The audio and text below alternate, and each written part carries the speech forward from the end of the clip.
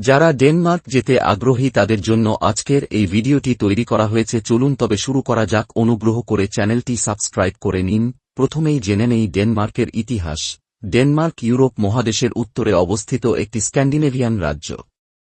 Viking যুগ থেকে দেশটি শক্তিশালী নৌপরম্পরা গড়ে তোলে। আধুনিক রাষ্ট্ররূপ পায় ১৯ শতকের মাঝামাঝি, যখন ১৮৪৮ সালে সাংবিধানিক রাজতন্ত্র প্রতিষ্ঠিত হয়। মোট জনসংখ্যা প্রায় ৬ মিলিয়নের কাছাকাছি। প্রধান ধর্ম লুথেরান খ্রিস্টান। বর্তমান রাজধানী কোপেনহেগেন। ঐতিহ্যে সমুদ্র, ডিজাইন ও সামাজিক কল্যাণ বড় ভূমিকা রাখে। খ্যাতনামা স্থানগুলোর মধ্যে আছে রোজেনবোর্গ ক্যাসেল, আমালিয়েনবোর্গ প্রাসাদ ও ভাইকিং শিপ মিউজিয়াম। ডেনমার্কের রাজনীতি। ডেনমার্ক একটি সাংবিধানিক রাজতন্ত্র, যেখানে নির্বাচিত সংসদের মাধ্যমে সরকার পরিচালিত হয় এবং প্রধানমন্ত্রী সরকার প্রধান। দীর্ঘদিন ধরে এখানে দুর্নীতির মাত্রা বিশ্বের সবচেয়ে কম দেশের মধ্যে ধরা হয়। সামগ্রিক রাজনৈতিক পরিবেশ স্থিতিশীল। বর্তমানে ক্ষমতায় আছেন সোশ্যাল ডেমোক্র্যাটস দলের নেতৃত্বাধীন সরকার প্রধান মেতে ফ্রেডেরিকসেন।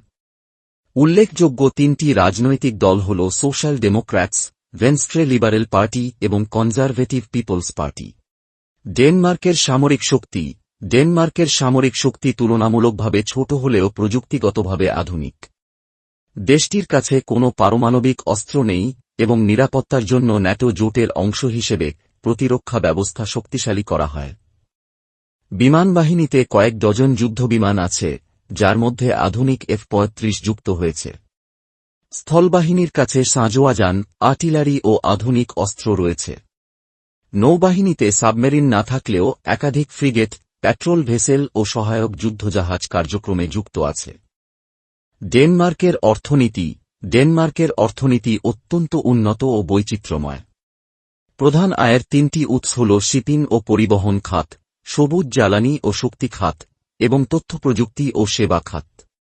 মাথাপিছু আয় প্রায় ৮৬,০০০-এর বেশি মার্কিন ডলার হিসেবে ধরা হয়। শিক্ষার হার খুবই উঁচু, প্রায় সমগ্র জনগণ প্রাথমিক শিক্ষা পায়। ভবিষ্যৎ পরিকল্পনায় রয়েছে নবায়নযোগ্য শক্তিতে বৈশ্বিক নেতৃস্থানীয় অবস্থান ধরে রাখা, প্রযুক্তি উদ্ভাবন বাড়ানো এবং শক্তিশালী কল্যাণ নীতি বজায় রাখা।